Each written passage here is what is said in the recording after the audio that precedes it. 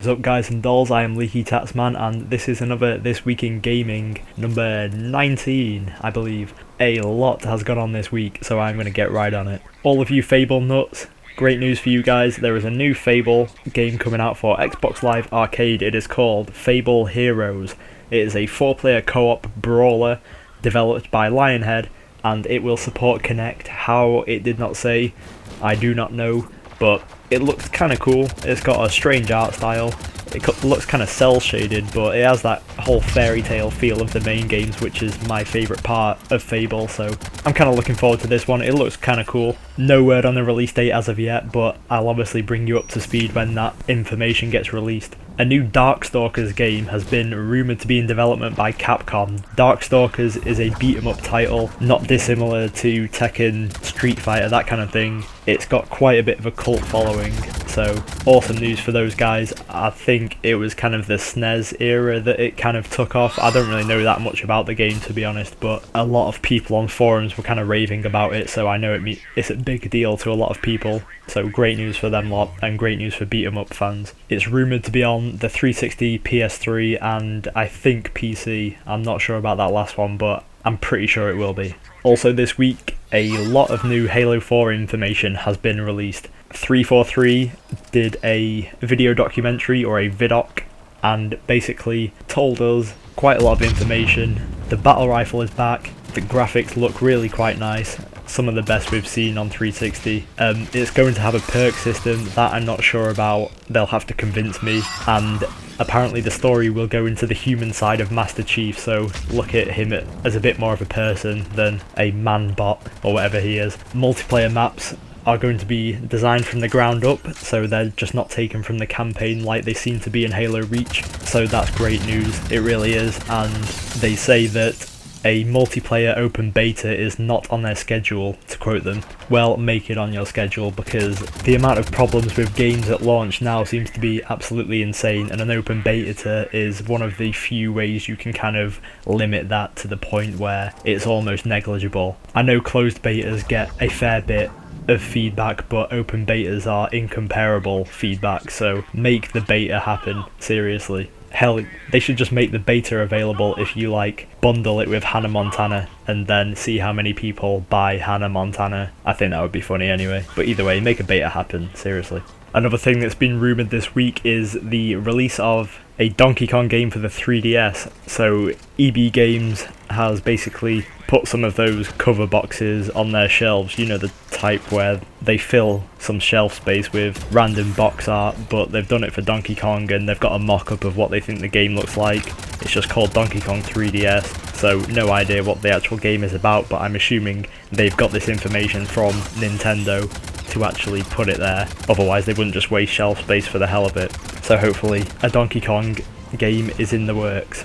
Okay, some new Xbox 720 rumours, and not a very good one, I've got to say. Apparently the next Xbox will not have a disk drive. I don't know what the people down at Microsoft are smoking if they think this is a good idea. It is major BS if it's true. I understand the urge for them to push digital distribution, and even if they're considering putting games on physical storage like flashcards and stuff like that, it's still a very bad move, because no disk drive means no Xbox 360 games on our Xbox 720, and backwards compatibility is a very big feature for a lot of people. And if they take the disk drive out of this console, a lot of people are going to be turned off the next Xbox, and to be honest, I'd probably not boycott it, but I would definitely think twice about getting it, and I'd probably edge towards the next PlayStation rather than the Xbox. It's really not good news, this.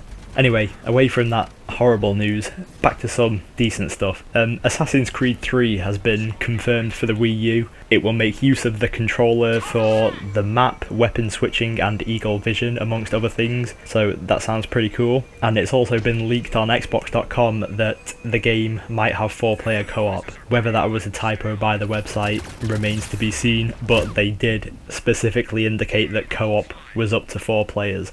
And I hope to God that that's true, because co-op in Assassin's Creed would be immense.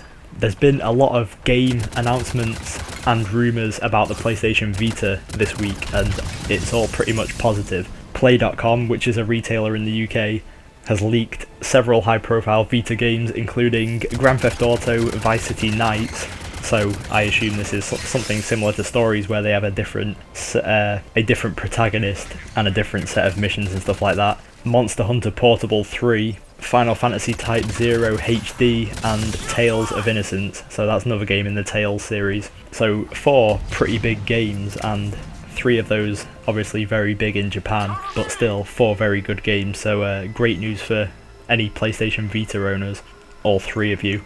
Hi kid, calm down. And another announcement for the Vita, Persona 4 is officially going to the PlayStation Vita. It is called Persona 4 The Golden. Catchy title. It contains new content and no word on a release date as of yet. And another game coming to the Vita is Phantasy Star Online 2.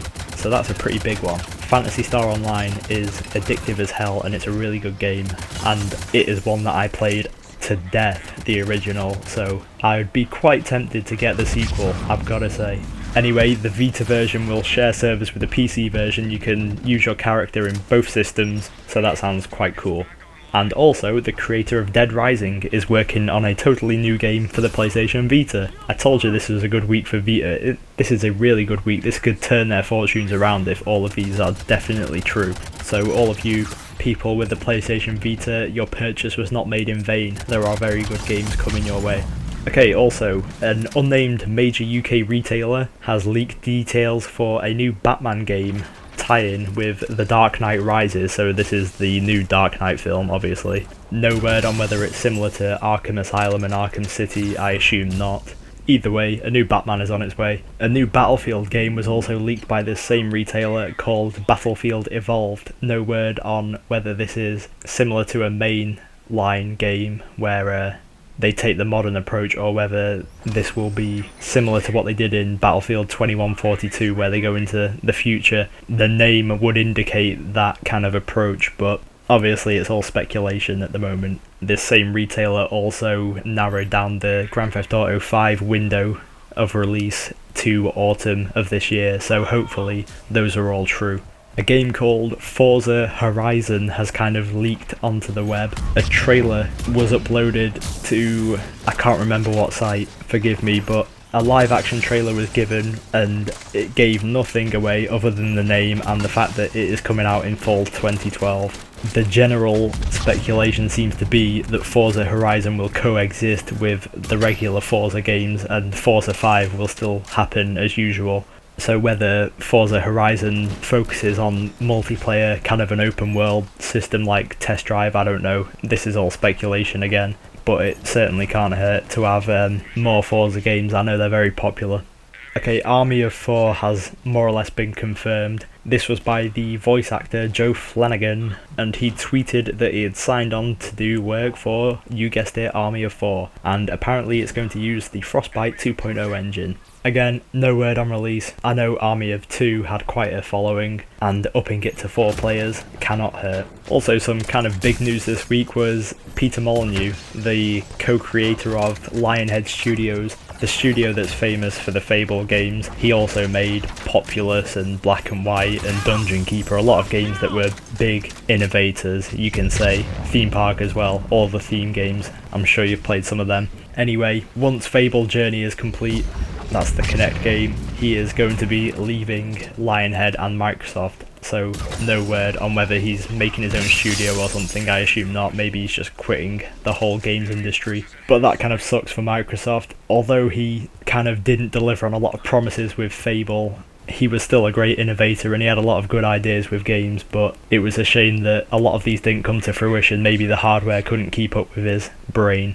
And a couple of minor ones to finish on. Some new Medal of Honor warfighter details have been given out. The action will take place all over the planet, they say, including Somalia and Malaysia. So if you've ever wanted to visit those places but just haven't got the money, then you can visit them through Medal of Honor. And apparently it's going to reveal the heartbreaking side of war. So that will be kind of interesting, seeing as a lot of games kind of glorify war at the moment. Not naming names. And finally, Final Fantasy 13-2 is getting some new DLC, according to Famitsu. That's a Japanese magazine, like the biggest one. It's going to be a chapter based around Lightning, that's the main character in Final Fantasy 13, and the chapter will reveal a hidden truth, as they call it, behind the game's endings, and it will introduce combat not seen in the proper game. So, very cryptic wording from Square Enix as always. But all you Final Fantasy fans, you can get your fix. And that is absolutely everything this week of note. I hope you've enjoyed this. If you have, please subscribe, and if you haven't, please subscribe anyway. Thanks for watching, peace out.